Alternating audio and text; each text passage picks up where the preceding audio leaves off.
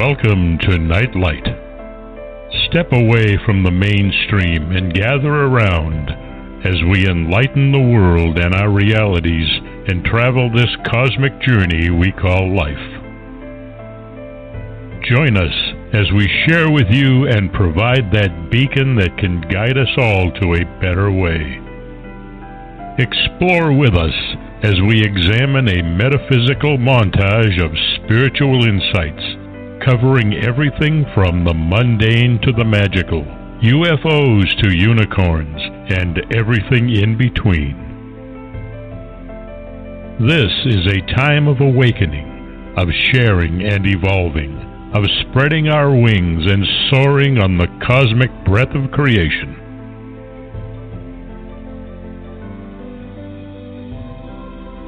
Come and join with other light-minded spirits as we weave our lights together to seek understanding, enlightenment, and, with a little luck, some wisdom.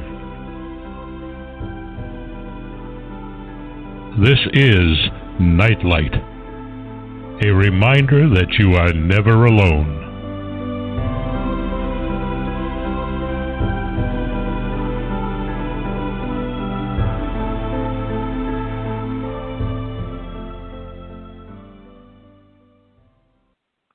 Nightlight 2 is back. Happy birthday to Nightlight fan Angela. We're longtime groupies of each other. And I also have to say happy birthday to our newest listener. Can't get much newer than Little Luke. Okay. Glad to be back doing live shows. Maybe the work will slow down after returning to work.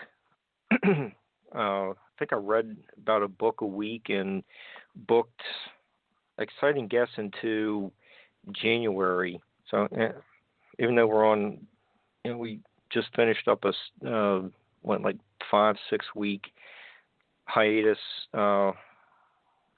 Like I still need a vacation. Anyhow, Oak Island is a captivating show, and we'll find out over the discussions tonight that the Four Corners region has its own secret treasure. We have 3 members of the Peralta Project joining us tonight. Robert Kesselring is a Vietnam veteran, missile systems engineer for Raytheon and head of the Peralta Project. His son, Jason Kesselring, has a normal job during the week, become a weekend treasure hunter, and has been since getting involved in childhood prospecting. And our third guest is Wild Bill Blackwell. He is a retired entertainment attorney and has been interested in treasure hunting since the age of 10. Hi, guys. Thanks for joining us on Nightlight.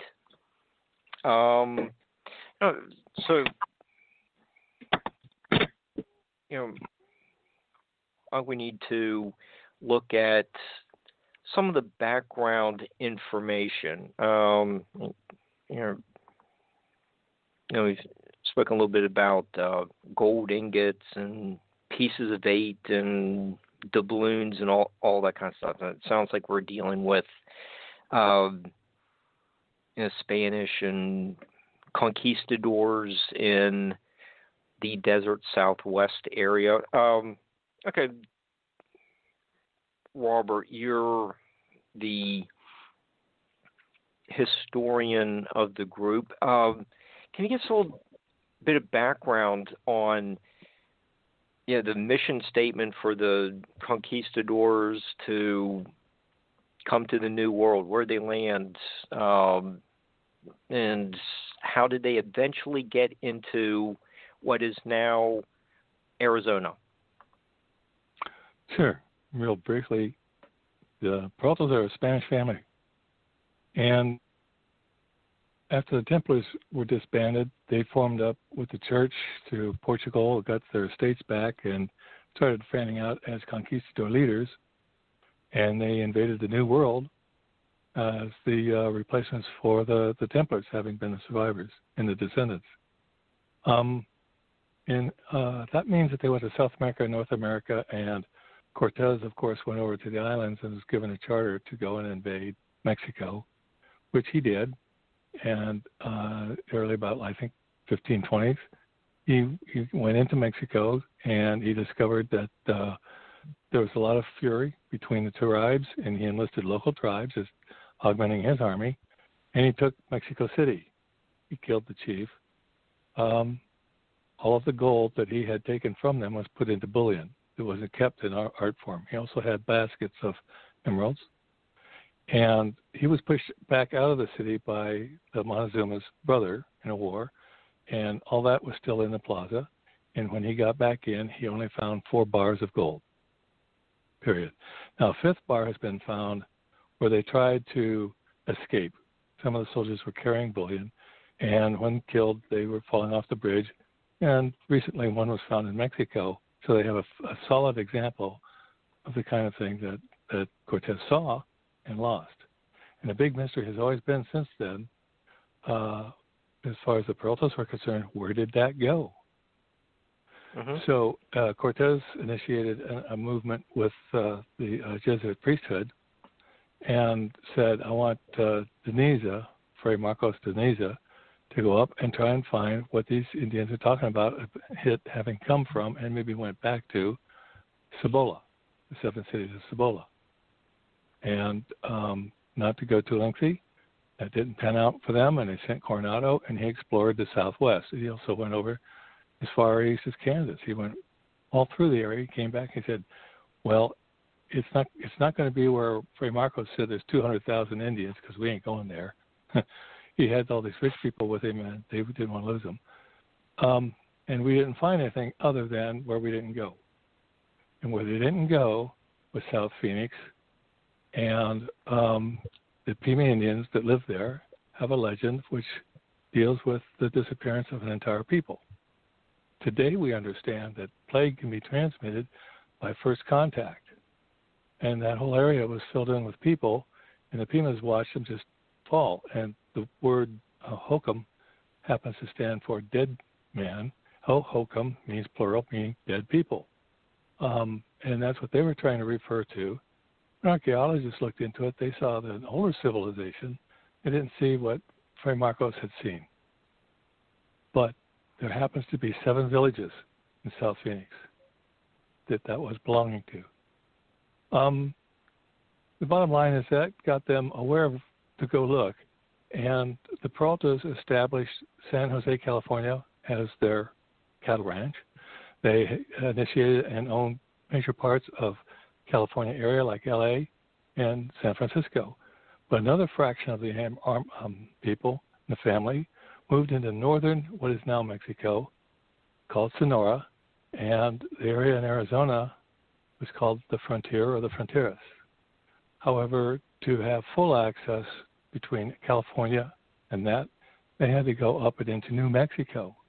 And in 1610, Peralta was the second governor. First governor abandoned the fort and went looking for gold. But the second person there, Peralta, built the first church in 1610 and established the site for Santa Fe. So by 1610, we have this family sitting in New Mexico, Arizona, and California, and they are in charge of licensing people to explore other areas. And if anybody wanted to go look for gold or do anything else, they had to have a permit. And it had to be run through Army patrols. And the King of Spain had written a whole bunch of laws which said, hey, the Indians can operate mines. There's no racism here. But by the way, these are what you have to pay people. This is how many people are allowed your teams. Details. But he made sure that the mercury for the mining process went all the way from South America up into that area at almost cost or less, so that it would get him gold. And so the Peraltas were involved in this mining, mostly silver, and the Santa Fe Trail was built to go up and over and through Utah, Nevada, and down into California. So that whole region became explored, okay? And they kept building up stockpiles, and from the 1610 until 1751, there was massacre after massacre. The Indians would get mad at them and then drive them out, and hordes have been stashed, and hordes have been since then found. The conquistadors had faded out, as you see, once this was turned over to the Jesuit priests, and the Jesuit priests went in and tried to keep the Indians peaceful, teach them how to live in a pueblo. And so they were still doing all of this, and by 1751 they made a mistake, and they started another war with the Pima Indians, and everything that was in storage in the churches, in the missions, as well as in these mining areas, had to be formed up into a convoy and taken off into the wilderness and hidden, because they couldn't carry it with them. It was too heavy to get away from these Indians and take it with them. And that was called the treasure of the Church of Santa Fe. Now, the interesting question is, the Indians that vanished, that Fray Marcos saw, also were called Zuni, just like the ones in New Mexico. And the ones in New Mexico did the mining for the Peraltas in the Superstitions, which is outside of Phoenix. So there's a lot of buried information that takes you up to 1751. And this war and this treasure get embroiled. The King of Spain settles. He wants his treasure returned to him. He invested all that in the churches and everything. And he's got his share of the gold that was in the mines. And you know what he did? He did the same thing that happened to the Templars hundreds of years before. He issued an lawful order that every one of those priests was going to be arrested, all of them in one day. Death marched across over Mexico to the boats, brought back to Spain, and tortured. And he wanted to know where his gold went. They didn't know. The reason they didn't know is the guys that went on the convoy were on a one-way trip, and they were killed. Okay, so now you get into legends, you get into story things. But what you don't realize is the amount of gold in the Superstitions is real. And the question is, were those Indians in the Phoenix area using gold? And the answer is yes.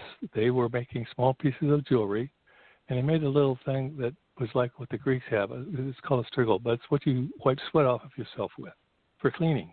And these were all gathered up by Montezuma.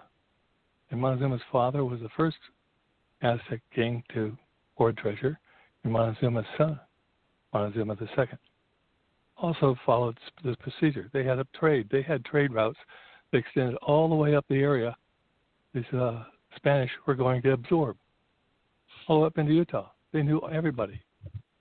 So the King of Spain got real upset, and he turned around and he gave the Peraltas control of the mines that were south of the Superstition Mountains. And that was 1753, and he had all those Jesuit priests arrested about 1756. And he wanted to know where it was, but one of the maps that we have that's in the books that you can read on USA, desertusa.com, talks about the signs, the symbols, and where this record exists in maps and documents about the treasure of the Church of Santa Fe. But what's interesting is that the earliest ones was called Treasure of the Indians. And these people that were living in South Phoenix area in those 7 villages and collecting gold were put under pressure, according to the Zuni, put under pressure to go get gold out of the mountains and send it down to the Aztecs so they didn't have to contribute people for massacre. That was their buyout, keeping them loaded with gold. And so that's all gone. They died in a plague. And the whole question of, well, what is where requires one thing. Go in and look. Do searching. Do archaeology. It's like Indiana Jones. You don't just go out there and start digging holes with big burrowing machines or blowing out mountains and stuff, and you don't walk around the corner and here's this big stack of gold and stuff your pockets. Bill can go on to that in great length, so can Jason. And I began the project in 2009. I've learned that the Peralta family was still coming into the United States, going into the superstitions, hiring local help to go out and look for the mines. They had tintype photographs as late as 1924.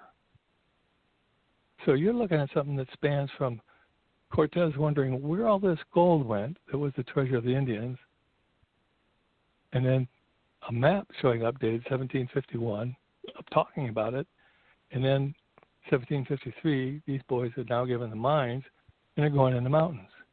And Bill can talk to you later, when we're no longer constricted by non-disclosure agreements, what we have found. But if you go to desertusa.com, you'll see all of the physical evidence and stuff that we found that justifies this. And to sum it up, the poor Peralta family, in between 1924 and 1751, suffered terribly. It's as if this treasure was cursed. They had built up operations. They're working with the Apaches, and they were all killed except for 4 sons in 1847. And it took them a long time to get up enough energy to decide they were going to do it. Now, why did they keep this secret? Because they were trying to secede from the King of Spain. Then when they became Mexico, they wanted to secede from Mexico and being their own country because they got the raw end of all commerce. Everybody wanted to rip them off, and they're up in the frontier, and they're just paying extreme prices for garbage. So along comes a civil war. What do you think they did? They joined the Confederacy and said, we want to secede, and we want to be our own nation when this is over with. Okay, Jefferson Davis agreed. He ordered General Silby out of Texas to go to Santa Fe, and his direct orders were, help them get the treasure, help them find the gold mines. We need that gold to buy munitions for the Civil War. And they went out there, and everybody was killed a second time. The third time was during, in between, the gold rush. The gold rush was outside of San Jose, and when that 1849 gold rush happened, it was on their ranch. They were asked, why aren't you mining this gold? They said, we make more money from our cattle. Why should we go destroy the environment? They drove them out and down to South to Baja. Every single Peralta involved in this activity, from joining Cortez up till about the Civil War, was either killed, lost everything, just wiped out. And the last one to die through this curse was the grandson that survived as sole survivor of the second massacre during the Civil War. And he made it back with $60,000 in gold. And he went back up later when he was in his 30s. And he's up there just whistling Dixie with 2 friends, digging away at a mine. They come down to their camp. And who did they run into in their camp, sound asleep and exhausted? Jacob Waltz, the Lost Dutchman, the Dutchman himself.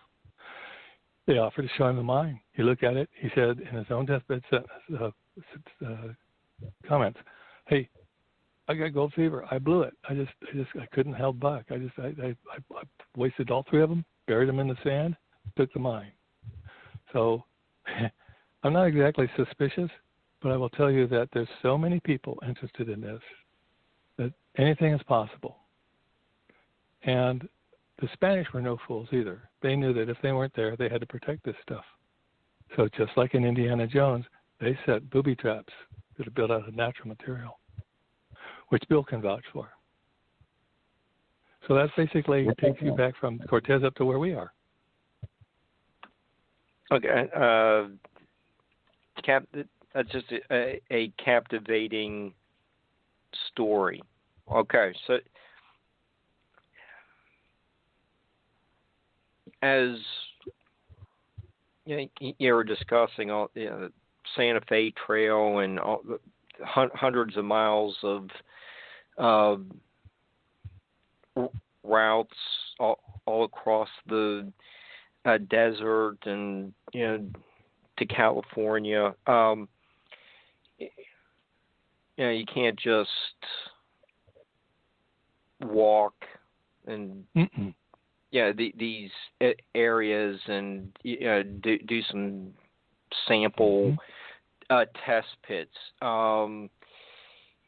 You have to use equipment, a lot of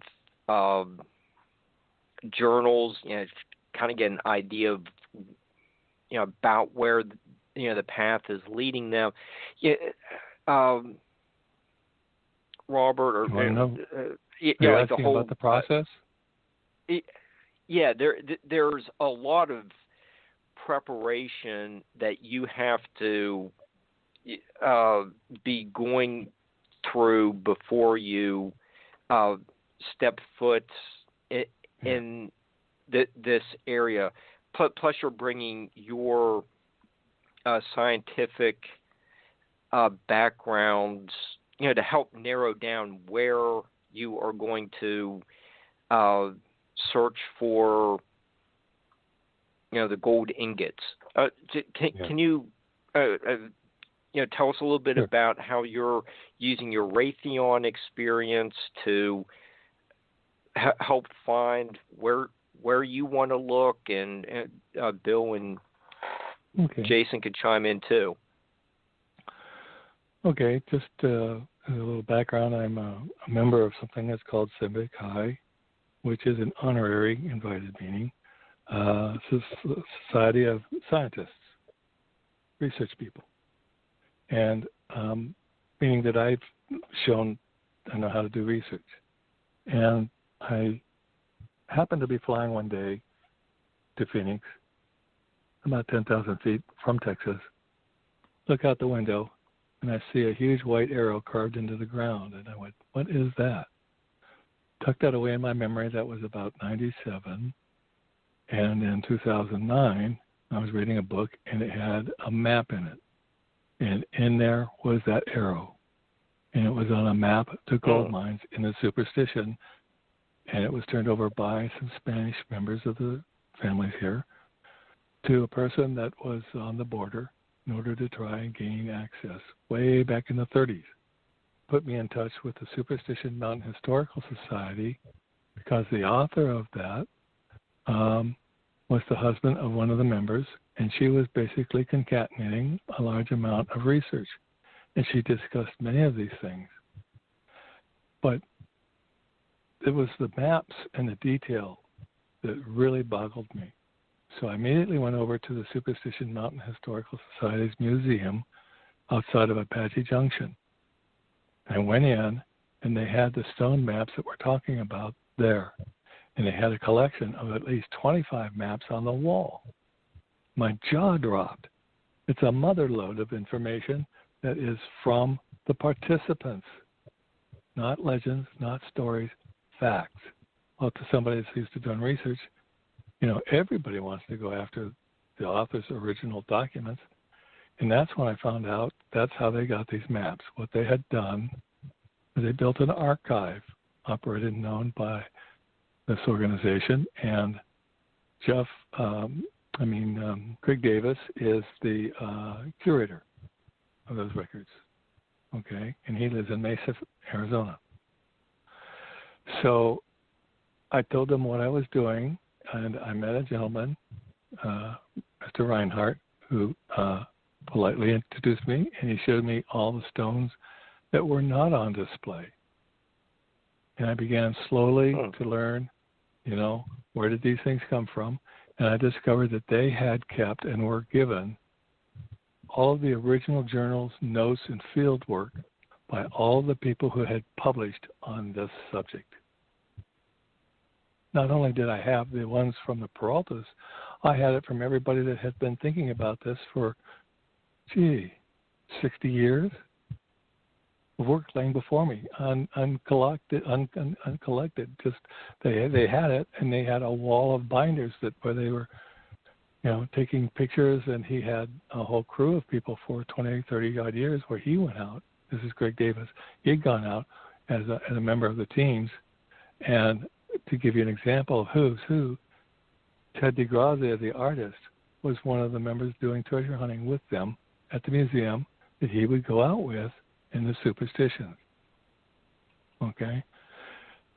He's a Southwestern artist.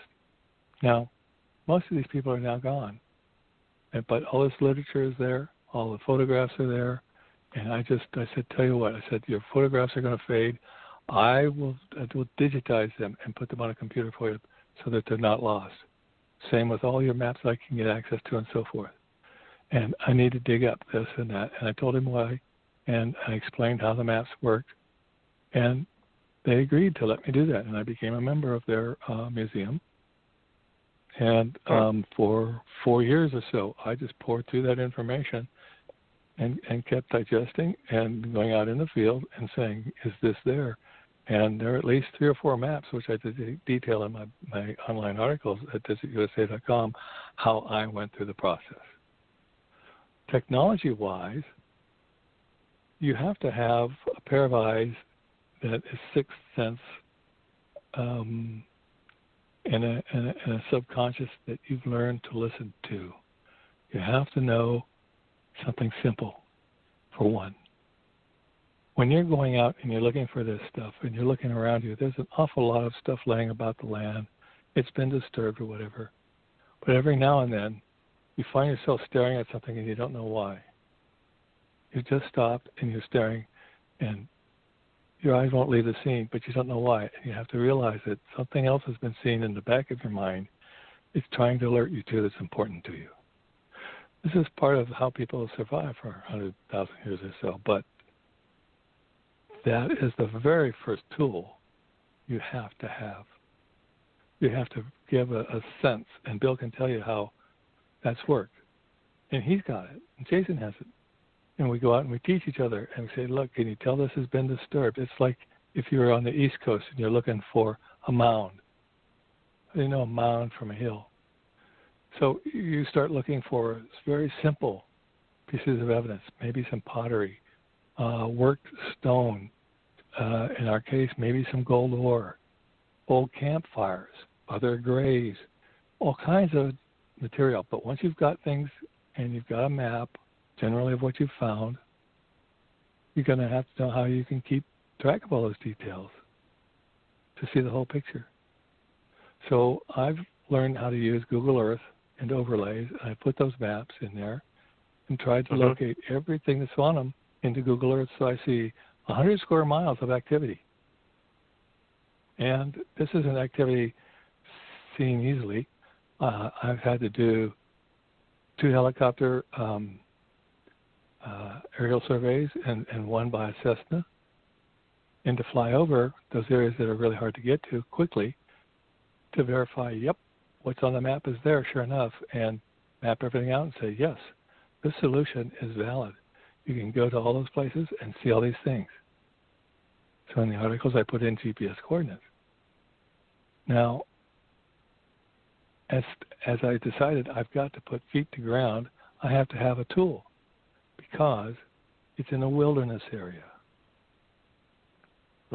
And I'm not equipped to look under the ground, and if it has a permit to do digging, so I don't disturb something, or if there's going to be graves or whatever, I got to know in advance what I'm dealing with. So as a missile systems engineer, my expertise was in guidance, but also in radar and thermal imaging and laser designations and all of those technologies. I said, there's got to be some updated technology other than just metal detecting. And I went out and I looked. And in 2011, they were coming up with this whole new branch of tools called scanners. And basically, it measures the electric field that's coming down from the Earth up through the surface, and also the magnetic field coming up from underground and through the surface. And the sensors tell you what's the biggest objects closest to the surface right now where you're standing. And you take a 3D picture. The one that we bought, I called the Germans. I do speak German. I talked to them, and they told me how it was built. And yeah, indeed, what we've got there works this way, blah, blah, blah. Here's how to calibrate it. And we were out there in the Superstitions making sure this thing would work there. I said, really? And so we talked about the characteristics of the rock and the soil and how the gold is found, how you find tunnels. And I got this manual that I created for people interested in this kind of a device. And I taught it to Jason and to Bill and how to use it. And Bill's going to be getting one, I understand, of his own here shortly. But we've been using it, the same model, ever since 2011. And we scan underground. And we've had a learning experience there as well. And so I've jokingly said, well, guys, it really comes down to the scan's only going to tell you whether or not it's interesting enough that you're going to want to dig to see what it truly is. It's like an X-ray. We got to go explore this node or whatever. But it all requires you to have a sense of where to look, because it's going to depend on realizing, just like you're looking for Indian ruins or a lost trail that somebody had made, all of which is the same things what we're looking for. You've got to have a little sense of this is what they were doing. And to do that, we had to learn secret signs and symbols and communications that were like schematic symbols. But instead of electronics, it was what you're looking for, what's around you. So we've taught ourselves. Mark? Jason, you want to step in and just tell us, how are you enjoying these weekend adventures that you're going on, using the gadgets and just expanding on some of the your initial gold prospecting things you were doing as a kid, to using all these gadgets out in the desert looking for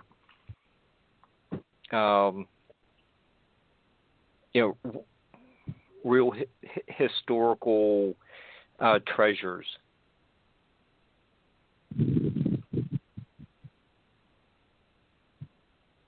You have Jason there? Well, yeah. I have a good time going out, and because it's definitely a weekend thing. You got to have a job to be able to go out and do this kind of stuff. It's not like being able to. You just got to have. You just got to be able to get out there and have the ability and the tools. And once you get out there, you see a lot of the history, a lot of the stuff that's going on. You start making the mental images. You start kind of seeing things that you get in that third eye or whatever, or you're just kind of staring at a rock formation or tunnels or just something that's just like, oh, that's in one thought that's kind of cool, and another thought, well, there might be something to that. So it's always fun getting out there and just getting all this stuff down, and then kind of like the guys in the museum where we're creating our own field work and techniques, collecting all the data and applying it, and then in the end it's boots to ground to get out there to find out what's going on. So it's always a journey and an adventure, and I have a good time. And we're all good friends, and we've been doing this for a while, so it's fun to get out and do stuff with them too. Cool. Okay. And Bill, how do you like your expeditions to this out in the desert, uncovering history? Well, I tell you, it's given me a second lease on life. This is, as Robert said, and as I've said in the past, this is an Indiana Jones adventure. This is one of the greatest things you could ever be a part of if you get into this and you are fortunate enough, like I have, to meet someone like Robert Kesselring. He wrote 2 books. I read his articles on Desert USA, and as soon as I read those, I go, this guy knows what he's doing. And I had known about this since I was 10 years old, and when my father first took me out into the Superstitions. Corresponded with Robert and flew out and met him after about 4 months. And I said to him, this would make a great documentary, because he nailed it. We know where things are, and so we got together. Being an entertainment attorney, I was able to connect with the people in the business. Robert May, we won an Academy Award for his documentary on Robert McNamara. Bob Brown, who's produced 16, 17 films in Hollywood, and they came aboard, and off we went. And so the viewers, I'd like them to know that the project was called Lust for Gold. We just got it sold to, I was told by the producers that we just got a distribution deal, and it's going to be aired December or January. Maybe on Hulu. That's still not clear yet. But we have a Facebook page. People want to go to our Facebook page and type in Lust for Gold. You'll see snippets of our documentary, some pictures of us, the people that were on it, put it together, and it was a fun project. 22-day shoot, and we were in the Superstitions for 17 days. There's unbelievable stuff out there, and you were talking about the Santa Fe Trail going in through Colorado. I've got a young kid right now up in Colorado in a canyon where unbelievable stuff this kid has just walked onto. 200-foot owls, statues, 15-foot eagles, ducks that are 7 feet high. Ducks means king's treasure vaults. It's like a zoo up there of statues that these Spaniards cut, craftsmen, and they're all markers as to certain treasures, and it's unbelievable what he's stepped into. I just got off the phone with him a little bit ago, and I plan to go in there in April with the scanning technology, and I think we're going to come across something that National Geographic would love to have in their magazines. But getting back to Robert, when we got into the Superstitions and saw all this stuff, markers, stone triangles pointing up canyons, and knowing what's up there, it's been an incredible journey. We've also ventured outside of the Superstitions and have formed a partnership, and there's material outside of the Superstitions, which was a huge mining district. And I've become fortunate to meet with some other people that are out there that have also located some stuff. And so this is unbelievable. This was the amount of Spanish treasure that's still out there. And so anyway, it's a journey, and it's a fun journey, and hopefully it's going to be a very rewarding journey. Okay, well, Bill, you just mentioned the triangular stones and the statuary, the 7-foot tall duck statue. Yeah. So, when Robert was talking about all the maps at the Superstition Mountain Museum, and looking at all the numerous maps there. Okay, you have the locations of rivers and hills and buttes and things like that, probably on the maps. But are these the statuary and some of the like photos you sent to us, have put as examples of the natural what seems to be natural markers that are going to be on the archive, YouTube archive. Yeah. Now, are those located on the maps as well, or how are you reading these? Natural signs. Yeah, okay, I understand your question. So let me break this down, and Robert can chime in. You've really got two different eras of mining out there. You've got 16 to 1700s that are outside of the Superstitions, and they're going up into Colorado and Utah. Lots of treasure in Utah. Okay. Then you have inside the Superstitions that are 1800s from the Peralta mining operation that was going on, and this is the code. They were the Peralta stone maps and a code that Robert cracked. And so when you get so you know the area, so you get out there and you start looking. Now the first thing I ever found was was a 30-pound red triangular marker pointing up a canyon. And Jason was with me that day. And I just happened to stop and look down at my feet. We were heading up this canyon because on one of the maps that Robert had created, it said that there probably was a cache site up there. And by cache site, I mean, the gold bars. And we just happened to be going up this canyon. So we go to the canyon just to see if we could see if there was any markers. And I stopped to get a drink of water, and I looked down at my bottom of my feet, and here's this 2 foot by 2 foot by 2 foot red Spanish treasure marker telling us to go up the hill. And that's on the website. I sent that picture to you. Then so Jason and I started up the hill, started up the canyon.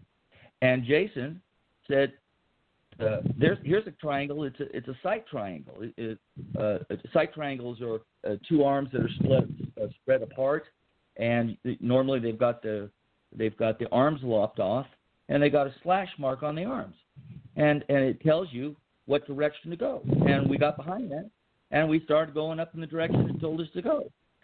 And we get up there, and Jason spotted this tall saguaro cactus with a cross in it, and with a Roman numeral 1. And now on Robert's map, it was indicating, on Robert's map that he had created, it was indicating that, according to what his research told him, that there was one gold bar that was supposedly buried in that area, and other things. But I'm giving this as an example. And so I went back 2 years later with a couple of guys, and I had my loppers. Because this is all overgrown, and all this cactus and all these mesquite bushes and sticker bushes and everything. And I went in and I cut away a bunch of this old, all these old bushes and everything at the base of this cactus. And lo and behold, at the base of this saguaro cactus was a stone triangle laid out in the ground pointing to the base of that triangle. Well, I know for a fact that there's something buried there. Now, we haven't dug there. It's in the wilderness area. But we haven't dug there, but I know for a fact there's something there. So you're not going to have all these markers telling you to go to some place. There's nothing there. They didn't just do this as a game. They did this because people were going to come back and collect, this treasure, and then they were never able to come back and collect it for various reasons. So that's an example of what you see out there if you know what to look for. Okay, Jason. Jason, what do you think of when you're going out on the weekend? What do you think of all this information that's in the natural world? It seems like there was a lot of effort put into shaping some of the rocks, maybe the cactuses for clues of where people are to go. Jason, what are your thoughts on when you're out there and you're looking around, absorbing all that you see? Well, a lot of the information and things you learn to look for come out of the different books, and Dad's reference to books by Charles Kenworthy and information from different sources and all that, where they just teach you that these guys were out there mining, and they had certain requirements for certain things for like the king when he's out traveling around, for him to be able to mark it and see it from a distance away. So these things are all told, and so you just kind of get out there and you just start looking around, and you try to put yourself in their time, their technology-based kind of stuff. So just trying to think, all right, well, 200 years ago, with these big, tall 20, 30, 40 foot, not 40 foot, but, really tall cactuses. I'm exaggerating, but, they weren't that big, 200 years ago. They're little tiny things. So you just, try to go back in your mind and look at the landscape, and, you just kind of start warping back. You can feel yourself, and you're out there having a good old time, and it's really a spiritual thing. You start tuning into, you start, kind of feeling, like you say, the vibes, and, depending on how far you want to go with it, you start getting in tune with maybe some of the animals, or maybe some of the spirits, or just any of the energy that's coming out of the grounds, and, it kind of leads you to it. So it's just, it's always a great feeling to kind of go out there and discover, oh, look at this, big tall, just stuff. Jason, how old do cactuses live? Like, are they manipulating the right hand side of the cactus?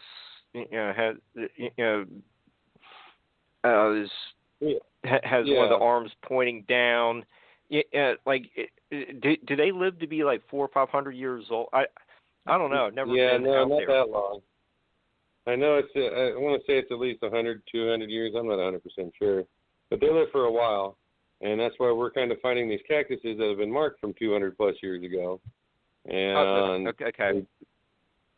The books tell you from the reading. There's like treasure book hunter guides that they tell you that go out there and look for these cactuses that got one side lobbed off, maybe be pointing in a direction of kind of off the canyon. Maybe it's got a couple rings around it to kind of tell you other little clues and which ways to go. Ones that are fun to look for, the ones that look like gun sights. So when you're standing back and you're looking at, you got the two up in front of you, and then you got the one kind of at the end of the barrel, kind of pointing at something for you. So it just they definitely use a lot of the landscape, and they just try to enhance what's there. Never fully disrupt or blow up or whatever, but maybe an extra little cutout here, some extra little things would create signs and markers and little cuts in the triangles and the different signs that are out there. Yeah. Mark, interesting. Mark, let me give you another example. We've got a friend of ours out there that discovered a dig site a number of years ago, and we went over to that area, and I started from what Robert had taught me. Start scanning the saguaro cactuses, see if you see anything that's lopped off, and I started looking on the horizon. Sure enough, here's a saguaro cactus with its arms lopped off. Now, I didn't know what I was going to find, but I knew that was a marker, and I went up to it, and I stood behind it, and its arms were lopped off. It had the slash mark on it, which means go forward, and I started walking down the hill. And down the hill, about 40 yards, I came across a semicircular set of stones with a triangle in the middle of it. And now this triangle was about 12 inches by 12 inches, or 10 inches by 10 inches by 10 inches, pointing towards the direction of this gentleman's dig site. And I started following that. And I came across another triangle that was about 6 inches by 6 inches by 6 inches. The smaller the triangles get, the closer you are to finding what it is that's buried there or stashed or cached. And so, when you're able to look for these things, it's not hocus pocus. This was the way that they, had to mark these things so that when the extraction team, I'll just put it that way, when the extraction team was going to come back and get the gold that was left there, they had to find these places. So it's just things that you learn. And, we've got a site out there right now.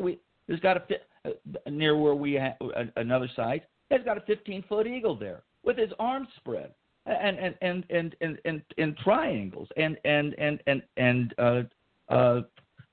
turtles and turtles. The Spanish would use turtles to tell you that you were near treasure. Well, this thing's filled with all this. It's like a zoo, and so it's pretty spectacular. Once you figure out what to look for and you find one of these sites, you know that you're onto something. So, but it's learning to look at the land and these saguaro cactuses, and there's there's a reason for that. So, and it works. Comment? Yeah. Hello. And Robert,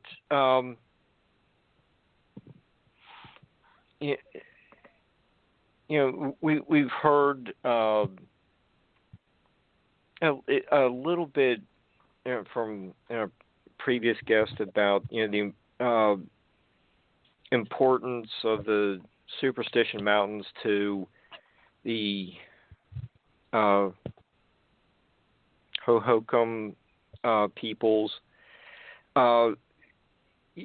Did this Spanish or the Conquistadors have the same reverence for the mountain? Okay. It's interesting to look at why so many different cultures seem to have been drawn to this mountain range. Are they really high in elevation, or? Well, let me give you some quick background, not too much. Okay. The Superstition Mountains are actually a supervolcano, not unlike one that's up there at Yosemite. It's very big. It would resemble it in many ways, except that it's much more volcanic and it hasn't had time to erode. But I guess eruptions occurred about every 50,000 years. The government did a test to see how much mercury was out there, and it's got 16 times more mercury just coming off in vapor inside the mountains as in one of the richest gold mine areas in Arizona, which is quartzite. And in fact, the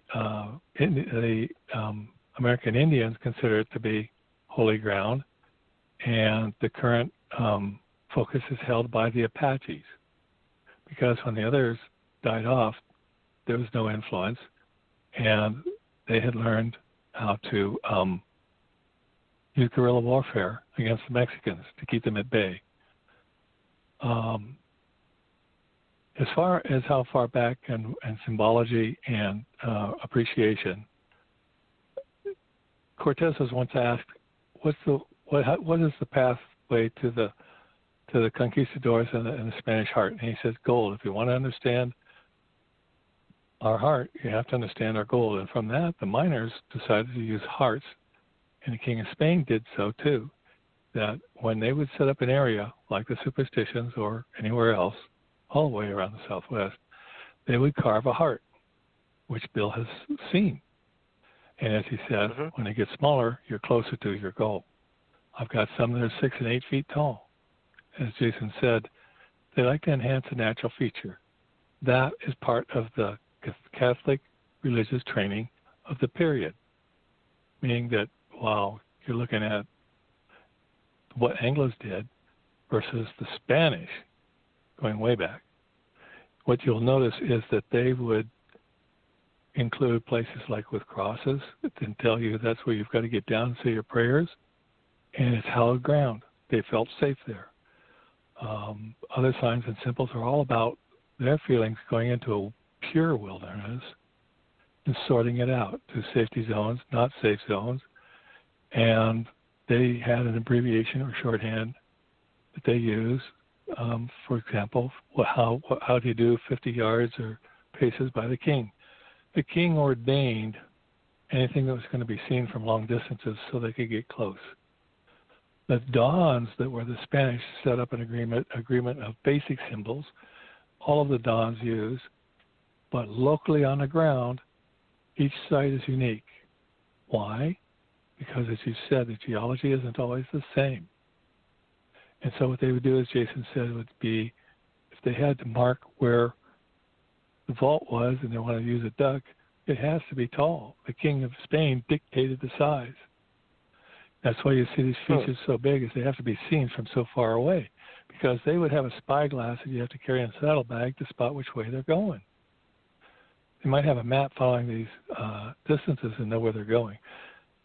They would use surveying equipment like you do if you were at sea, to transit where the stars are, and they could calculate with about 20 measurements their position as accurately as a GPS today. So they did pretty good on maps and their notes. So they would see things and they would alter them in accordance with who is in control in their orders. King of Spain, the Dons, or just the boss of this one mine. But they all use common things like crosses and other language that's this cryptic language that's like shorthand. But the mountains themselves were probably not seen by the Cortez and the Conquistadors for a long, long time, because Marcos de Frey had informed them that there were 200,000 Indians, and no matter how many people he sent in, he couldn't cope because he couldn't get them across the Sonoran Desert safely with food and water. And Coronado was flooded with requests to go along, and he had 1,000-horse train, and they were the upper middle class and the upper class kids wanted an adventure. It was a political fiasco because he's got to haul these along, and you don't go to a war against 200,000 Indians with 1,000 to maybe 1,500 people. And that doesn't sound like it's going to work out. Into it. Yeah, right.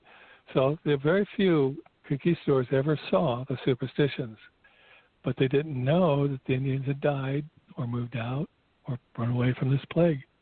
The Apaches moved in. They had been picking on the Mexicans afterwards, but they didn't have a way of moving fast because they were on foot. They didn't have the horse. They didn't have steel weapons. What did they have? They had skins with stone inside to use on the end of a stick for a club, bows and arrows, and they had to walk or run. And they could cover maybe 25 miles a day at that. And so they would do trade. They'd meet people on the trail. And every now and then, everything was peaceful until finally somebody, messed it up with an ambush, pissed everybody off. And the thing about the Apaches is that they have two loyalties, one to your tribe, one to your family. And that's not always the same because of intermarriage between the tribes.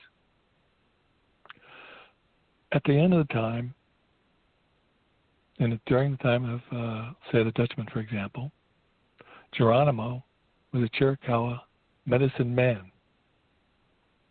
He wasn't a chief, but he was equally in control of the people because that's like being the Pope. Mm-hmm. And he considered the Superstition Mountains to be spiritually holy, as had been held by all the Indians in the vicinity. All the Indians knew you could always get food and water there, and the mountains talked. And at that time, they were called the Salt River Mountains because the river runs through there. And it's still volcanically unstable, and you'll be sitting there and you'll feel rumbles and you'll see rocks peeling off the walls while you're there. But it's just very colorful. You could see that in the pictures. It's quite a sight, so that it was set aside as a wilderness to be protected. And I consider it to be a school on the history of Spanish-American mining. Yeah, I've heard that there are some petroglyphs on the mountain and in the area. Do any of the petroglyphs indicate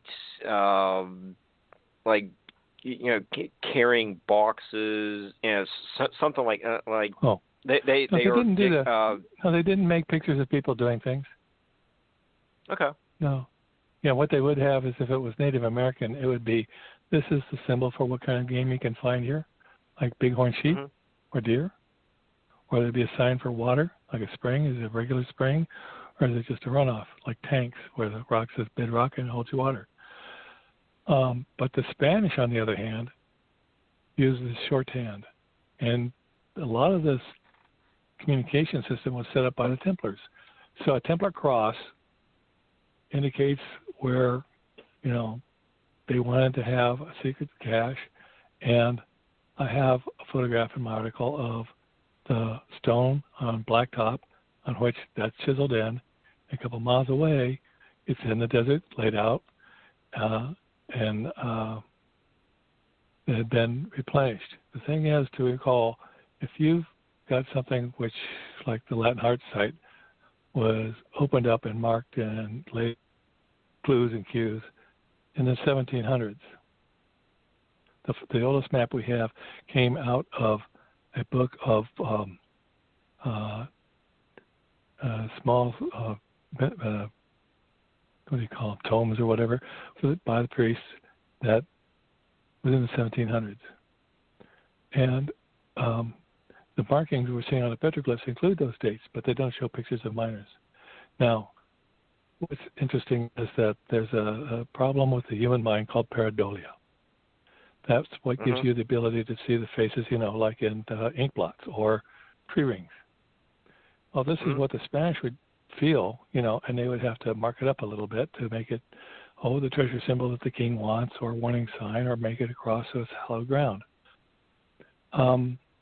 However, the Americans that followed them were just the same, and they would go in on some of the original things that were done by the Spanish and mark them up and turn them into figures, turn them into peoples.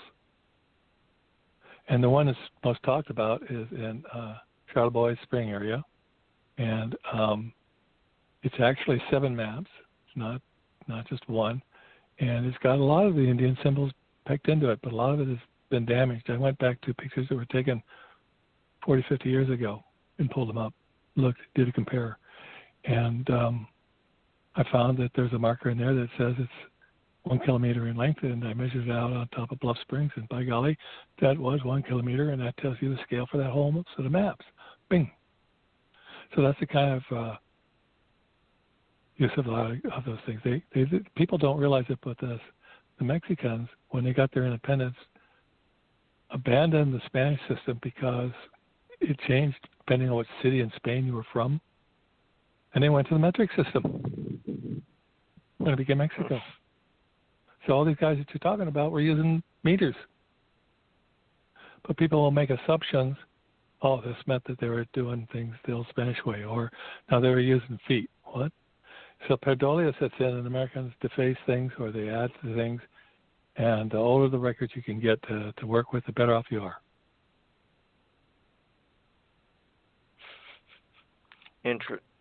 It's very interesting about introducing the feet versus metric system, and I don't, Bill. I don't know. This might be more of a general question for all three of you. Since you did mention early in the show, the Templars.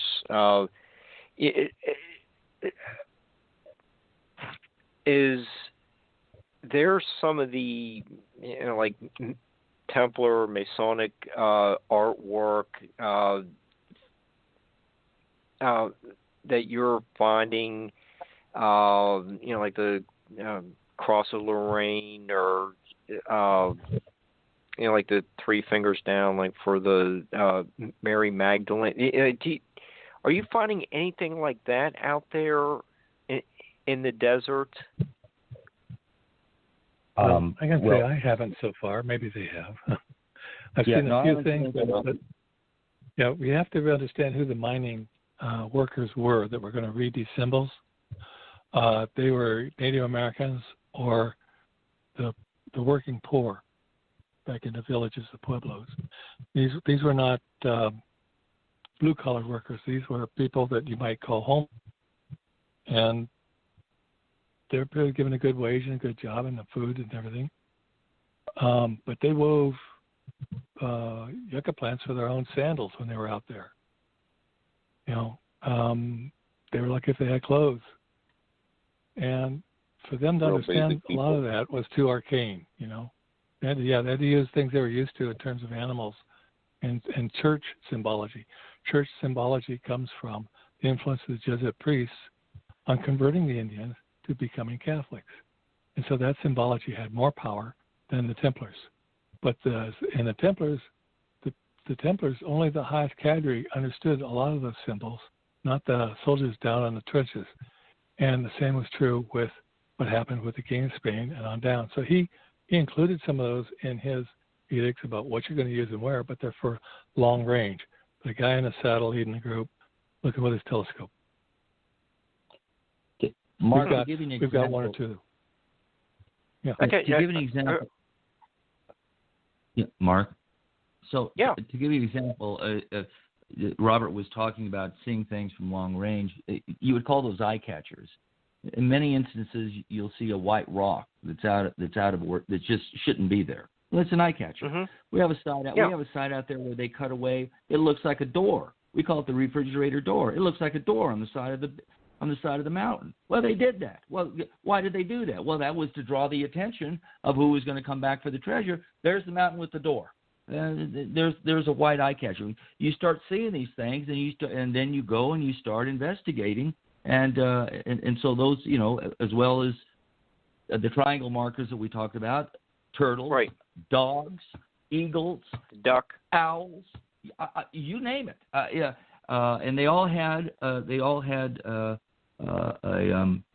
reason for being there and a definition of what it stood for, and they knew this. So, but from far away, and they would cut out a little portion of a hill, of a mountain range. It'd be like a dip, like a U. The first time that Robert took me out into the Superstitions, on the outside of the Superstitions, I saw this range, and there was a U, and I go, that doesn't look natural. Now, I didn't know what I know today, but I said, that looks to me like it's a century hangout. Like someone would go up there and they would look out for the Indians. Well, that's true, but it also meant that was a place that you would look for from a long distance away. They would see the U. That meant there's a cache site over there. There's something there that's hidden, that's been put there. So it's just these things you can see from far away. You just have to know what to look for, and you got to have the eye. Some people don't have the eye. I show my wife these statues. I go, look at this. This is a duck. This is an eagle. She's going, what? What is that? What? So she doesn't have the treasure eye. Jason's got a great treasure eye. So anyway, Bill, you got to talk about. It's just a bunch of damn rocks. You can hear that when you were trying to explain what the triangles were out there at the dig site. We had some people that were out there wondering what we were doing, and he showed them all these triangles that he had found. And they looked at him and said, "Are you nuts? That's just a rock." Oh yeah. And I keep thinking, these people are used to Walmart, I guess. Yeah. No, you can show people this markers. It's just incredible what if you lock into this and you find an area, what you're going to find, and so it's, as I said, it's a great Indiana Jones adventure, and we haven't even begun yet. I wish I was 40 years old instead of 68. I got a lot to accomplish here in the next 5 years, so. It's fun. That's all I can tell you. It's a lot of fun. Even if Bill, we never brought anything up from the ground. Bill, you're not addressing one of the points real quick, which is how do you survive and go out and do this? You want to describe to them your processes of what you got to take with you and setting up and going out? Yeah. So where we went, where we go into the Superstitions, it's a 9-mile hike in.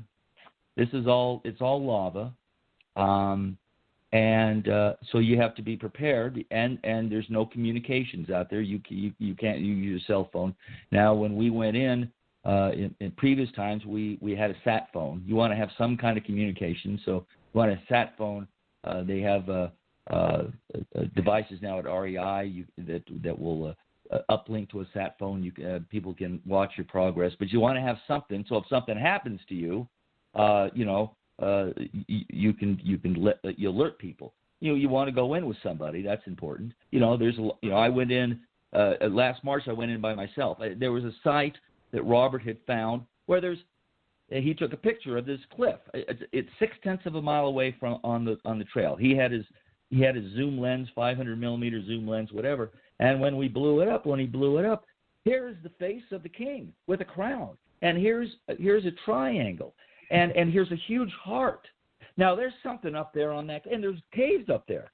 Now, there's something up there. Well, we haven't gotten up there yet, but in March, I went in by myself. I had some friends who were supposed to go with me, and they canceled at the last minute. So I went in. I wanted to see how far I could get to this place. And, and luckily I didn't start because rattlesnakes started coming out of the fabric. It was a little too late in the year. But so and you have to have water. Now, we in the past, we were there's a OK Corral out there. Ron Feldman, who's been out there for years, and his sons Ron and Jesse, they run all this, and they take people into the Superstitions, and so we were able to get some water in there on one occasion. One time we went in and the streams were filled with water. So we had purifying packs and we didn't have a problem. I went in there once and there wasn't any water. Well, we only lasted there 4 days. You got to have water. You can't be screwing around and stay in there. So you got to hightail it out. Too many people have died out there from heat exhaustion. So there's just things that you need to be prepared for, and it's not easy. You're just not going to go in there, well, you shouldn't go in on just a day hike and not know what you're doing. So it takes some preparation. And every time you go in, you learn something else. Okay, and Jason, when you're going out there, what are you getting from are you having a sense of participating in history? You're walking the footsteps that were been going through there for hundreds of years. How's this impacting you, seeing this statuary and everything else that's going on? What are you coming away from this experience with? This sounds really fascinating. Well, and there's a few different things in there. So, right, you get that sense of walking the trail where, Dad was talking about like the massacres and stuff. So you start walking down these trails where that some of these last people were on their way out on the direction that you're going in, and they didn't make it. They were all killed out there. Mm-hmm. So there's a sense of just all that. And then, there's numerous people that have been out there and have documented stuff and just never really been, what's the word? I don't know. It's just, so it's, to write our own stuff and to put our own information out there, it's, we get a good sense out of that if, people are interested and want to join the adventure. And then you got the other flip side of it too, where, it's just being with my dad too. It's, some dads go fishing, some dads go hunting, and, me and Dad, we go out and we look for gold out in the middle of the desert and look at all this ancient history. So it's a bonding experience too. Oh, great. And Bill said there were, more people have joined, and they're providing their commentaries on the Lust for Gold Facebook page. So it looks like you have a nice group of guys that get together and do this exploration. Yeah, it's kind of like a little mini club. We're all together, and exactly. They have a group they call the Dutch Hunters. Eddy? Okay. Mark? Yeah. They have a group they call the Dutch Hunters. Cool. Okay. Mark, that's great. Yeah, Bill. Mark, let me bring something to everybody's attention that may be listening to this. A lot of people out there in the Arizona area, and in other parts, have known about what was called the Lost Dutchman gold mine, and which has been searched for, since the middle late 1800s, and Robert was talking about Jacob Waltz on his deathbed and telling about the people he killed, and it was a number of people. And everyone's been searching for this. And a lot of people don't know about the Peralta mining operation in the middle of the Superstition, where really that's where all the hidden gold is. But they know about the Lost Dutchman, and he had sent $400,000 worth of gold to his sister, per Wells Fargo's documents from, I think, and Robert will correct me if I'm wrong, but from like 1865 to 1869. Robert, when he was doing his 2 books and flying over a certain canyon and taking photographs, one of the clues that Jacob Waltz had always mentioned was that there was a foundation of a stone house that was near his mine, up on a ledge.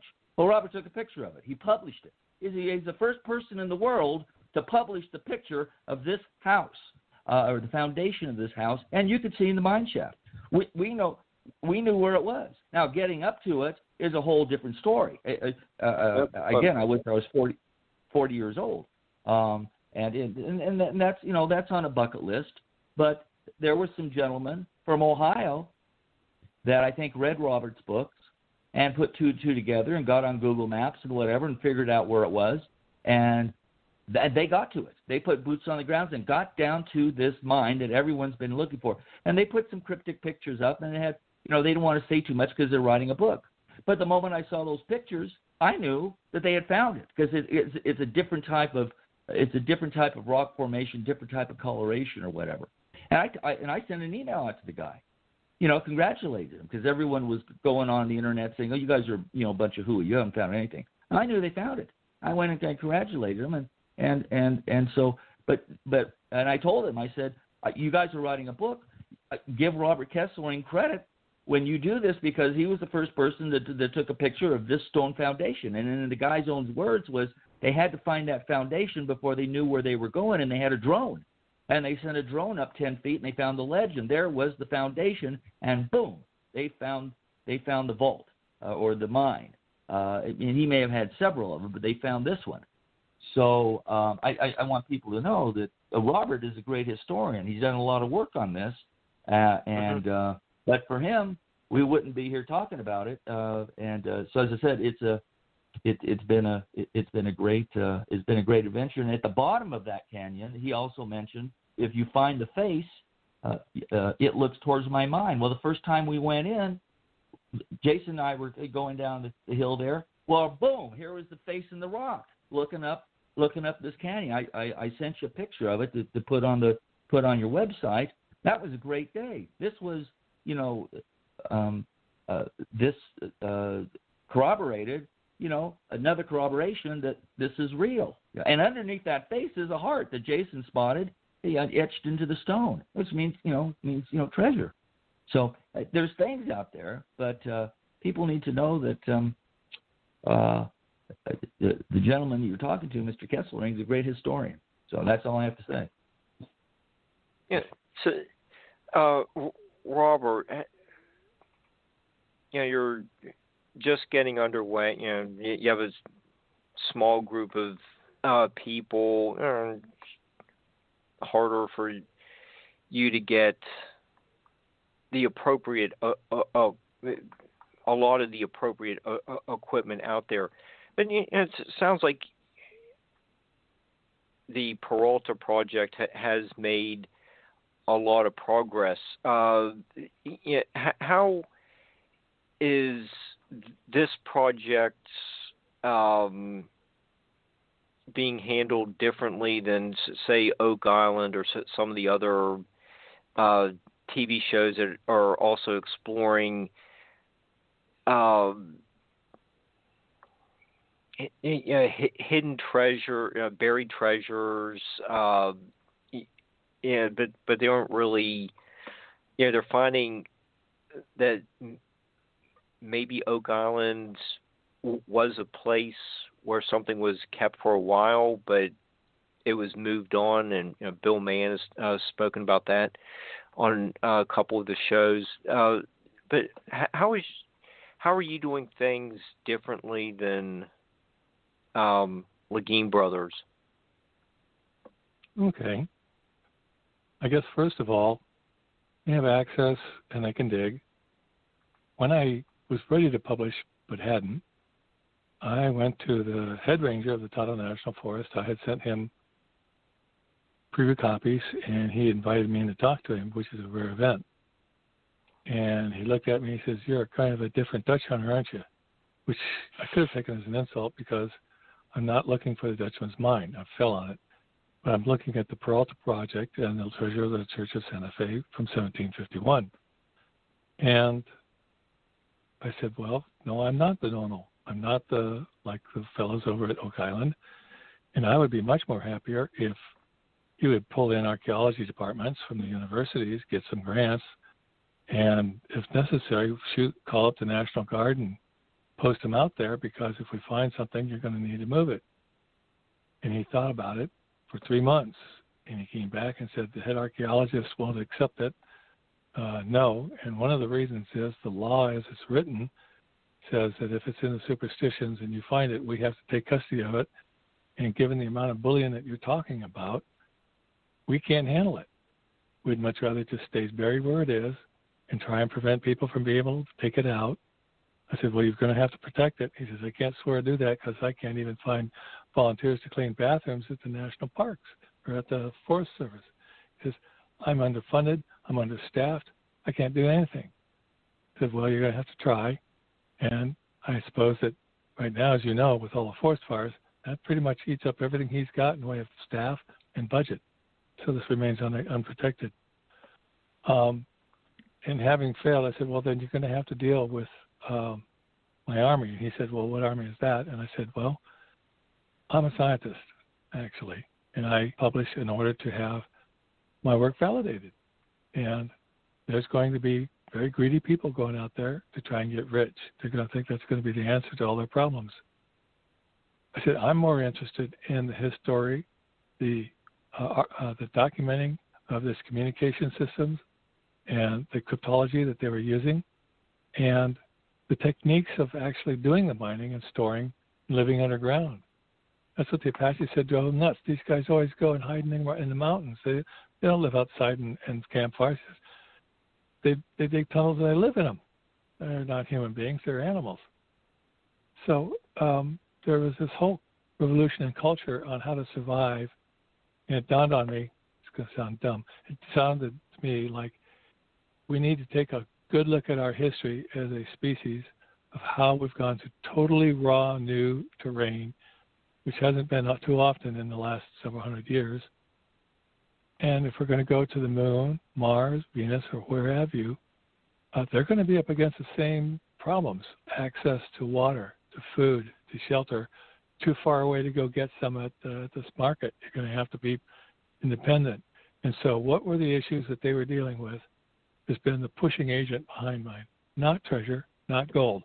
But, oh, by the way, if it's there, I'm not an idiot, and I'm going to treat it as an archaeological material unless it's still native and raw material, and I'll try to file a claim. Unfortunately, in wilderness areas like the Superstitions, you can't do that either. You can file the claim, you can't work it, so you can't keep it. So I looked at the whole project. I said, just in the Superstitions alone, it's a 10-mile by 10-mile area. They were staffing with like 120, 200 people. If you just take a look at the maps that I've got, there's a little river that's halfway between Tucson and the Superstitions, and it's called Florence. And it used to be that Indian village that we were talking about earlier, the Pima. And what the Spanish would do is they would go there, have a big luau, big party, right? Whoopee. And that was this kiss-off of civilization. They'd get themselves stocked back up. They'd drive their herds and everything else north up into the Superstitions. And I have a map that they follow that goes from that village up to and into Bluff Springs Mountain, which is right next to that petroglyph that we just talked about, which is 7 maps. Mm-hmm. And I decided that area you can dig. So I can look at what they did going into and then working around the Superstitions. I can't dig in them. So what I said is I'm going to hope documented will stand that people will respect our history and the superstitions, but I don't put a lot of stock in the fact that they're not going to try. And so I didn't publish how deep things are. I told you where. I didn't tell you how far you're going to have to dig. Right? And so people can go there, and if it's on the surface, they're going to see it. And that makes the point for people being to decide whether or not we're actually talking about something that's real. But south of the Superstition Wilderness area is this area that was the mines that were given to the Peraltas in 1753. And that includes where the treasures of the Church of Santa Fe disappeared and everyone was killed in 1751. So we shifted from the end of the project, which was like during the Civil War. We're working our way back in history. We're back where just after the Conquistadors, the priests were sent north to go up, and there's a little structure that we've gone to and we drive by that many of the people call a visita. Now, visita would be nothing more than a stone house that would be scrapped together, open air, has a cross, little altar, and a priest would make his tour around the wilderness there to try and talk peace to the Indians, keep them happy, keep them off the warpath, teach them how to be a good Christian, and he would baptize their babies. Now, this is 1700s. Okay, it's like 1710. And they would set these things up, and there's one that was bulldozed by a guy that was looking for treasure. It's near where we were. It tells you that, okay, this is where they were using the Pima Indians to do some mining, and they were peaceful. They were all cooperating. They were, maybe some were intermarrying because some of them were Zuni Indians from New Mexico and such. So, this is a cultural thing. This is how do people form alliances in a wilderness? People that have been there are going to have to receive new guests, and they're going to bring technology with them that they didn't get to bring with them. That's what we're looking at in our future. And here's an example we're looking at where that was done. But the communications and the symbology, like I said, are always going back to what do you see locally? What do you know? What is your faith? What is it that grabs your attention? What's your pareidolia to tell you to watch out for? And so in that context, you start to see how I can map this to the future migrations that we're going to have as a people. But at the same time, if I'm lucky, I can document how we got there. And the biggest would be, hey, here's something they left behind, maybe the Treasure Church of Santa Fe. And we would hand antiques over to our heirs, the world. They'd be able to see it. That's what's probably different. And we're totally independently funded. We're not grants. We're not on, GoFundMe sites or anything like that. It's coming out of our own pockets. That's how we're different. Okay. And so, Mark? You've used. Oh, yeah, yes, Bill. Well, I wanted to give you another example. Okay. Of things that we found that have led to things that because of Robert's ability to read some of these signs that you were asking about before.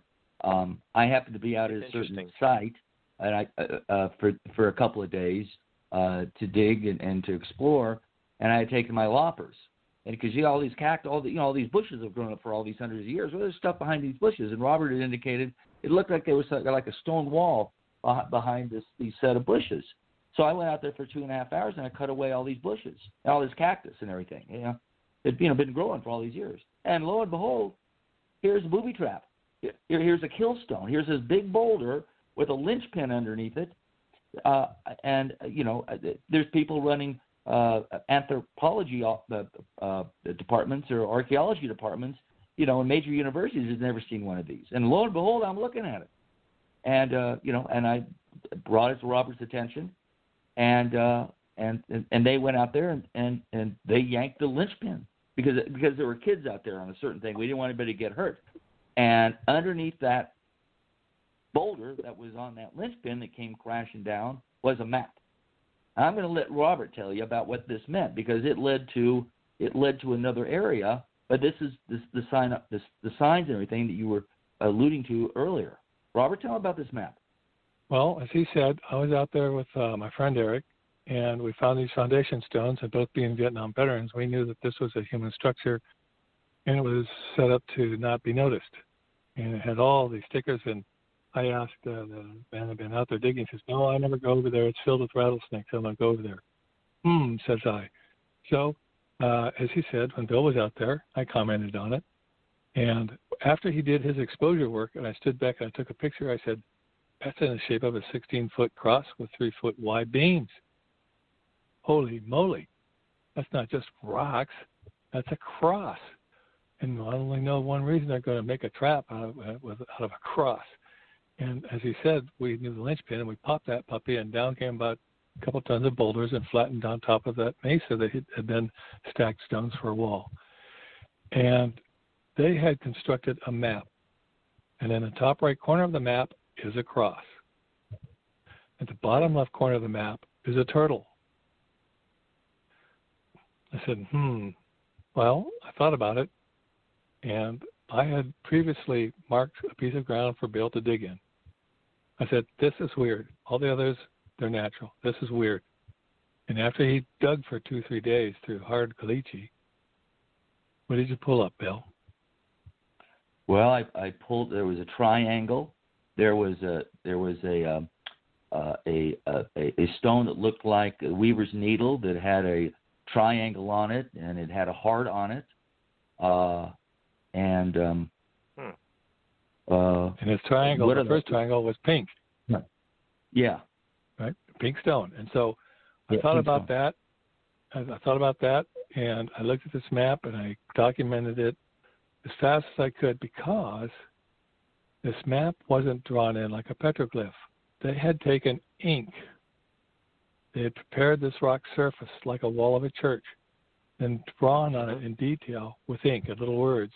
Then they covered it in mineral paint like they would have used in a church or a mission. And they had white, red, and deep dark red, kidney red. And they made these 3 different layers of maps and signs and symbols all over it, which I then captured. Some of it was washing away. It's been out there for hundreds of years. This goes back to the fact that one of the symbols on there was the symbol that stands for 50 paces by the king's size, which was 33 inches. So not a full yard or a meter. And we knew it had a number 3 in front of it, and so that meant go out 150 paces. Oh, okay. And we did. We found markers and things. I said, okay, we need to find the scale of the map, the orientation of the map. I knew that the cross on the map represented where we were standing. And I took Jason, and we went out and to where this triangle indicated. It turned out that the edge of the map that had the triangle on it was the shape of a mesa, which I recognized. And so we went out to that, went around to the tip where it showed it, and there's a 20-foot turtle out there carved into the mountain. I know exactly where everything is that was on that map. Okay, so the heart imagery is symbolic of the kings of Spain. Here's a scenario. If you wanted to have a claim and you were going to pay taxes on it, king got 50% of your gold, and he would say, you got to have a heart that we can see. So you'd have to have some marker to get people in off of the main trail. And we discovered they had dug a cave shaped like a triangle with a boulder on the inside that you would see that was white, so that when you were off a long distance, you'd see this black triangle with a white dot in the middle, which says treasure's buried over here. And that's how, when we got to this turtle and we found it, we knew that being as big as it is, it was to be seen from a distance, and it was the real deal. Now, heart, right next to that, is about a meter across. But the hearts that we're looking for secret entrances, caches, buried items of interest, are small enough to fit in your hand. And that's what Bill meant by his earlier comment. Scale tells you how far away you are from where you're going. And those little hearts are used like little arrowheads. They're literally laying in the direction you got to look, and you could probably see it from where you're standing. We also have markers that are shaped like home plates. And we have triangles, diamonds, 4-sided little object diamonds, all kinds of these. That's what we have to start reading. So once we get on a site like that, It's called run around, take pictures, get GPS coordinates, find bearings, which way they're going. Let's start mapping this out. Document it, just like an archaeologist. A lot of work there, huh, Bill? Well, yeah, but it's fun. It sounds like you have this repetition of patterns, which I find interesting. The heart mountain, the triangles that are shaped like the mesas, and when Gary David was a guest with us, he was talking about the importance of the mesas and how they were aligned with Orion's belt. The artwork that's found in the desert Southwest just sounds captivating. It could be considered can be considered spiritual. The whole process was how do you define your humanity when you're surrounded by wilderness? And like I said, we're going to have that challenge ahead of us when we go to other planets. And it's going to have to be something that can last generations. It might be that you'll pass before the next person comes where you've been. How are you going to leave that message? How's it going to be universal over time and language? And so what I'm saying is that there was a lexicon that the king ordered. There was a lexicon used by the Dons, and then there were the actual workers that had their own little bitty lingo, and their own little stones, and their own little marks. And that was more ethnic. And that takes practice. It just seems like there's an overlapping of many cultures there. And you would have to take a lot of time to maybe differentiate between what each group was conveying. Well, let me give you a quick example. The people in the northern part, like the one that we're talking about in Colorado currently, has what you call an owl. And in the treasure site clubs, like in Facebook, you'll see a lot of chat, and now and then they'll say, did you find any owls? And they're looking at little carvings in trees and such, or petroglyphs. But what he has is something that was carved by blasting rock. And it's big. I mean, it's big. He's got a pyramid out there. I've never seen a pyramid any other place than where I currently am. Mine was made out of stacked stones. His is carved in living rock. And that sucker is 14 feet tall. Why does it need to be 14 feet? Because when you're down where he starts from hiking, you're down thousands of feet, a couple of miles away. And you got to be able to see it from down there on a horse with a saddlebag telescope. Say, yep, that's the right peak. We want to go there. You see a 7-foot duck. You see a 14-foot pyramid. That's where we're going to go. That's the start position. And you'll have a map that might say X marks the spot, but you don't know what that meant. So they keep little notebooks back home. And a 200-foot owl. A 200-foot owl. It's incredible what's in this canyon. So that is colloquial. That is what they did. I don't have any big owls in the superstitions. And that's the difference between territory with free-running water, woods, and all that, and where we got rattlesnakes and cactus. There's just so much out there and so many things to check out and so many things to record and survey and sift through that, in the end, one man, one lifetime would never get anything accomplished. So it takes a lot of people to pull together the resources and start being able to sift it out. And once you start getting out there and you start realizing how much going on, you don't feel so out in the middle of the desert, out in the middle of nowhere. You see a full thriving community that was happening at one point. So, there's a lot of cool stuff out there for sure. Yeah, and Jason, is any of this area under threat of a housing development being built, or are you okay for the time being to do your research there?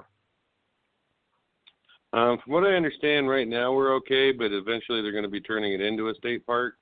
So then there's going to be probably, places for people, campsites and bathrooms and whatever other kind of stuff. So we won't have the privacy like that. I don't know how far off that is, but yeah, eventually there's always that chance that could happen soon. If I could comment on that, Mark, there is sure. about 2.5 miles from where we're at. As I said, that we have another group of individuals that have locked onto some stuff. Not too far from there is a housing development, so they're starting to encroach up into the areas that we're at. Now it's going to take a while, but growth is inevitable. Another thing I just found out the other day from having been in contact with these other individuals was that there's a natural spring out there. You see, these guys were hardy people. I mean, they're out. This is the desert. I grew up in Palm Springs. You need water. And in the summertime it gets hot. It's 118 degrees out there. It's hot. Well, I was just made aware of a natural spring that's not very far away. That goes back several hundred years. In fact, I'm told that it even appears on a possible map. So that took away, because I was always wondering, well, how do these guys survive out there with no water? If it rained, there was water. But now I have learned that there's a natural spring out there. Didn't know that. So it makes all the sense in the world that they could survive doing what they were doing, but there are developments that are going to start encroaching in. So we need to get all of our stuff done as quickly as possible. Okay, and we were Jason was just talking about the possibility of the your area being incorporated as part of the Park Service. How has the park people been in being of assistance to you? We kind of touched on that. Are they conducive to what you're doing? You get a little bit of the when the treasure hunters were excavating Blackbeard's one of his ships. The government wanted like half of the collection, or something like that. Are you encountering some kind of interference like that, where they pass? Well, yeah, there's laws on whatever supposedly gets found. The government's entitled to their half or 3/4 or whatever they want. There's more laws that go into that. But, we're kind of just out there scanning. We're recording. So until we get permission to do anything, that's all we're really doing. So there's not a lot of, pushback. They're not out there, we're not getting in trouble. It's, if anything, we're just kind of out there trying to help out protect stuff ourselves. But, it's all about getting the legal documents to put together, to file claims, and get the government okay, and be like, yeah, okay, you guys go do what you want. You paid your money, and then you do your thing, and then when you're done, you've paid your deposit, so they go back and fix it all. So, and as long as you're following the rules, they're okay. Yeah, let me make a comment here. Sure. It's part of the difference that you were asking about earlier, actually. And that is that we use non-destructive analysis. If somebody wants to come in behind us, they can see it virgin. That's the one thing. The second thing is, we're not convinced yet that we're going to find any treasure. And we're trying to learn this communication system because the only way you're going to find anything is to follow it and go where you might find something that's never been opened. And the only way we're going to be able to do anything is to find an ore body where we can file for a mineral claim, a lode claim, proceed to open that up. And it has to be having gold or silver, some mineable thing that you can show profit with. It might not make enough to cover your expenses, but you can then say open up some tunnels. But in terms of it being guaranteed that you're going after treasure, there are no guarantees because of the point you raised, which is somebody could have made it back. It could have been emptied. They don't rub out the proof or the evidence of it when they leave, right? They just fill the mules up and run. So what are the odds that somebody's going to uncover something that's never been found? Pretty slim. On the other hand, what's the right way of going about this? So what we're doing is we file claims, us and the other organizations, and we're working where there's known resources for minerals, and we're working that, and we're documenting everything that we find on the site. Now, oddly enough, the laws regarding the ocean are different from the laws on land. And the laws on the ocean make it negotiable who's going to get what, and they usually end up in an international court, like The Hague. However, on land, the landowner owns it, and you have all these laws involved with, like the American Antiquities Act, which says if you find something there that's over 100 years, the landowner owns it or the government gets it. So if they find bullion, anybody, it belongs to the government. That's it. Same with coins. It belongs to them. But if you find, for example, what Walt's called a cache, basically he goes and concentrates his gold, right, gets it out of the rocks and everything, forms a pile, leaves it in a pile to come back to later and take with him. That's native ore. It's never been really processed by human beings. It's just rocks. That's open to us because we file a claim on that. And that's what we pay for. And that's our way of doing business because we know that it may come that we have to say, okay, look, we found something of very significance. We need you to bring out your experts, and then they'll do that. And that's one of the reasons we shifted away from the wilderness area, because we can go ahead and dig using a claim system, because we know that there's gold where we're at. It's there. You can see it with the naked eye. And in different mining clubs, in fact, have actually tried to gain control of this site. Different clubs. Yeah. So they know it's there. They don't know the history. And we're going to document the history. And the other thing that we find is that,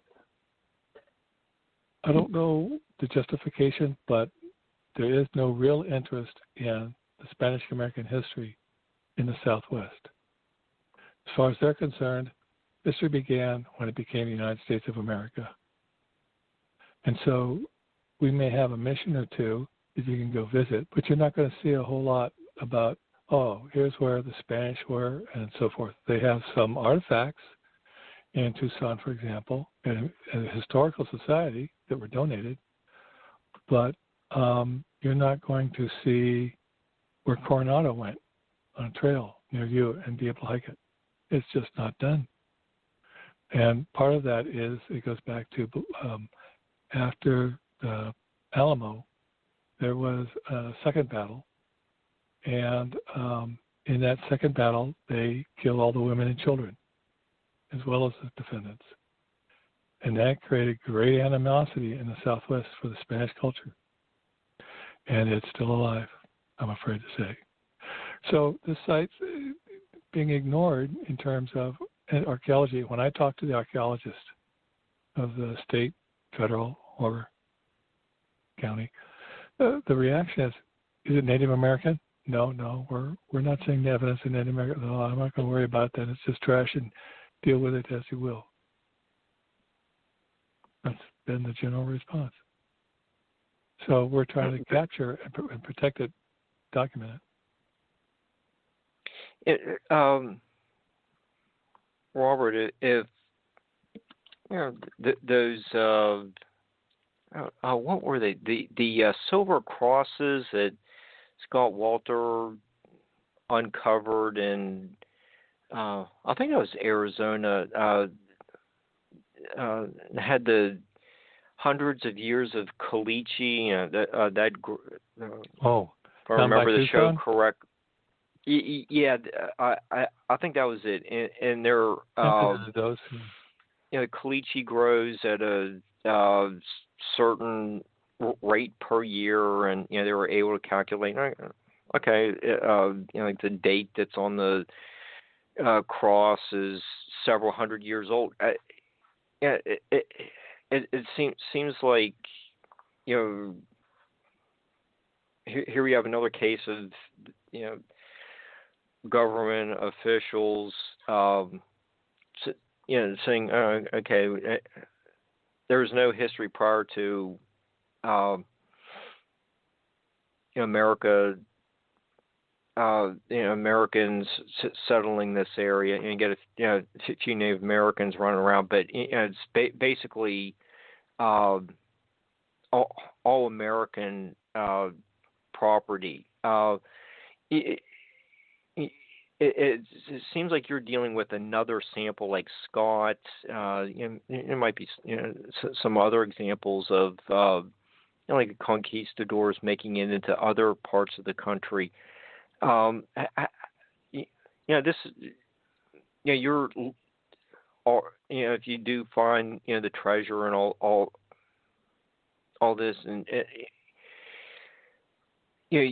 you are rewriting American history to show that there was a lot of old world people coming to the New World in 16th, 17th century.